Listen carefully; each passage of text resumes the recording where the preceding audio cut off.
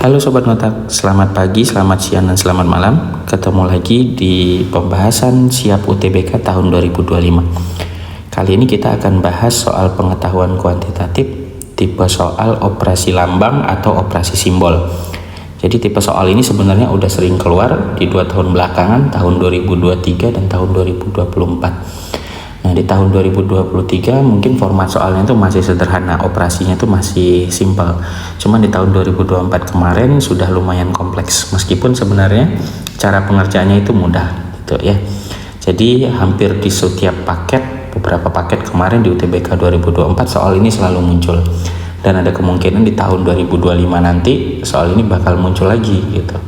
Jadi supaya teman-teman nanti bisa siap menghadapi UTBK tahun 2025, yuk kita latihan bareng gimana cara menyelesaikan soal yang berkaitan dengan operasi lambang atau operasi simbol ini. Oke, soal yang pertama kita ada soal dari paket 1.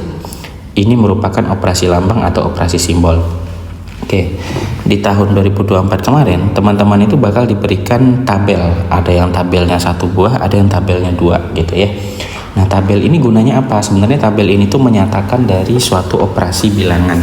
Jadi kita punya operasi. Kalau biasanya kita operasi bilangan yang kita kenal kan operasinya ada penjumlahan, ada pengurangan, ada perkalian, sama operasi pembagian. Nah, di soal ini operasi kita itu bukan keempat dari operasi ini. Jadi operasinya itu diberikan dalam bentuk lambang, perlambangan. Kalau kita lihat di sini ada lambang berupa lingkaran yang diberikan titik, ada kotak yang digaris tengahnya. Juga ada operasi lambang berupa lingkaran yang diberi tanda tambah di tengahnya. Jadi itu adalah operasi lambang. Nah, operasi lambang ini biasanya pada soal itu didefinisikan dengan suatu sifat atau aturan tertentu. Dan aturannya itu ditentukan oleh sang pembuat soal.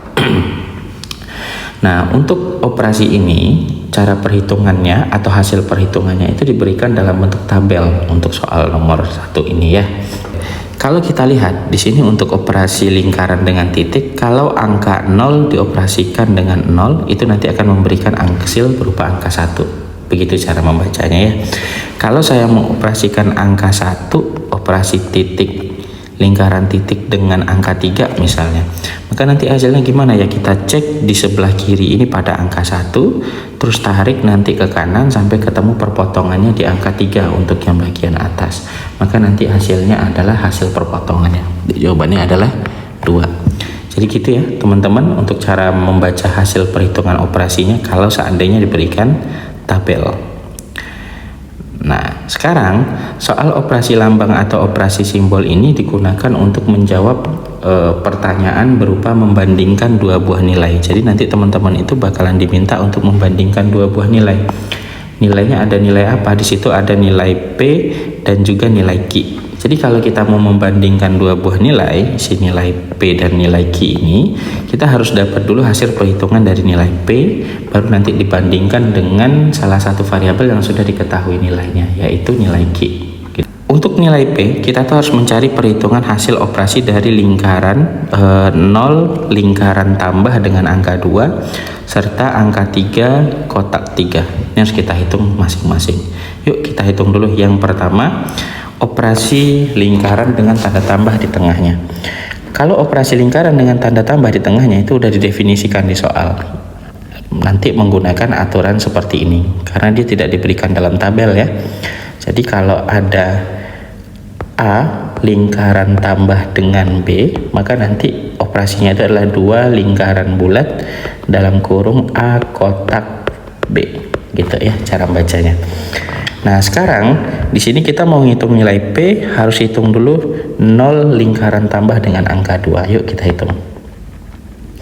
0 lingkaran tambah dengan angka 2. Ikutin rumus yang udah diberikan. Hasilnya adalah 2 lingkaran titik A sama B. A sama B itu berarti mewakili bilangan ini. Berarti 0 kotak tambah dengan angka 2. Oke.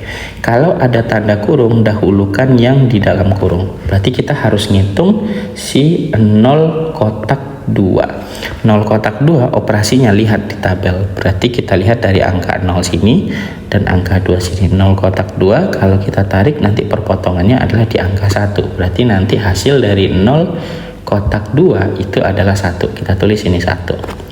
Sekarang kita harus hitung hasil operasi berikutnya, yaitu 2 lingkaran titik dengan si angka 1. Berarti kita cek tabel lingkaran titik. 2 lingkaran titik dengan angka 1. Kita tarik perpotongannya. Ternyata hasilnya adalah 1. Oke. Berarti hasil dari 0 lingkaran tambah dengan angka 2 itu adalah 1. Sementara nilai P itu kan ada 2. Ada penghubung atau di situ. Kita cari yang satunya lagi, yaitu 3 kotak 3.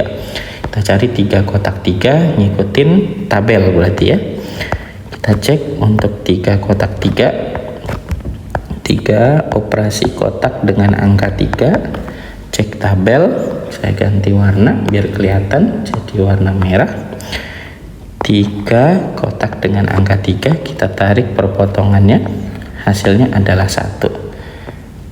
Sama, ternyata hasilnya adalah angka 1. Berarti kita dapat si nilai P ini ada 2 kemungkinan. Gitu ya, di sini nilai Q. Ternyata P itu nilainya bisa 1 atau 1. Q-nya itu adalah 2. Kalau membandingkan dua buah nilai, kita cukup lihat nilai P dan nilai Q. Hubungannya bagaimana? Lebih besarkah dia? Lebih kecilkah dia? Sama atau bahkan tidak bisa ditentukan hubungannya.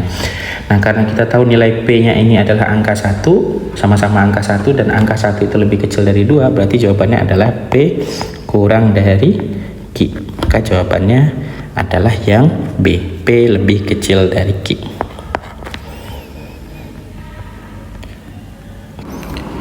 Oke, kita lanjut ke soal berikutnya. Soal di paket 2 masih sama, yaitu operasi lambang atau simbol. Oke, kali ini kita diberikan satu buah tabel saja, yaitu tabel yang menyatakan operasi lambang atau simbol untuk persegi yang di tengahnya diberikan tanda titik, atau kita sebutnya nanti kotak titik gitu ya. Sama operasi segitiga bawah. Nah, operasi segitiga bawah di sini itu dinyatakan dalam aturan ini. Jadi kalau ada operasi segitiga bawah dari dua bilangan, A segitiga bawah B sama dengan A kotak B kurangkan dengan A. Kalau ada A segitiga bawah dengan B, itu sama dengan A kotak titik B dikurangkan dengan A, gitu ya.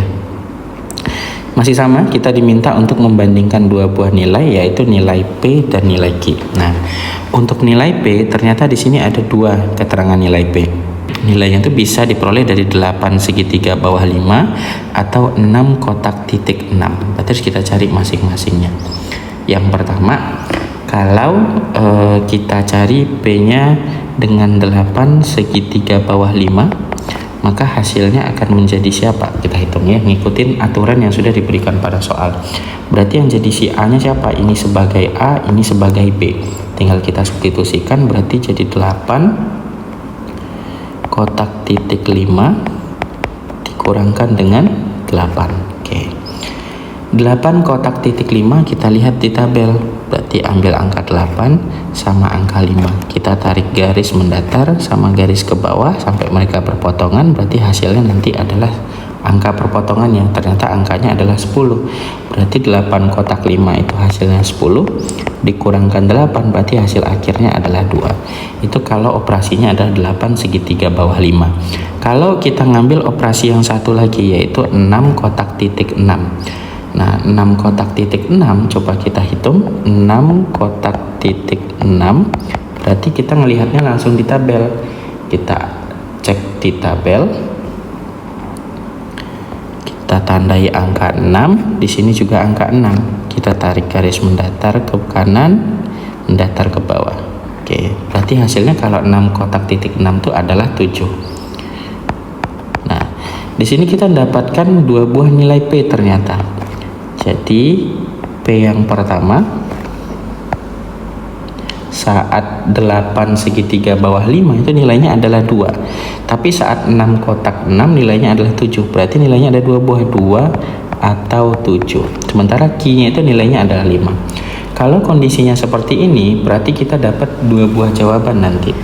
Yang pertama, saat P kita itu anggap nilainya sama dengan 2, maka kita dapat membandingkan bahwa si P itu kurang dari Q.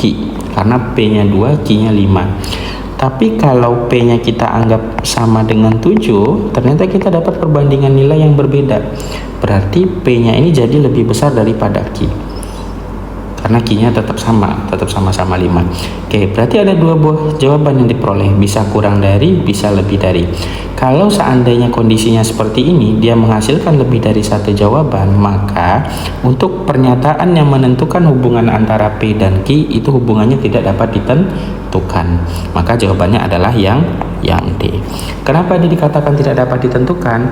Jadi jawabannya itu bisa ditentukan kalau nilai P dan nilai Q-nya ini hanya menghasilkan satu bentuk perbandingan saja. Entah itu lebih dari saja, atau kurang dari saja, atau bahkan sama dengan saja.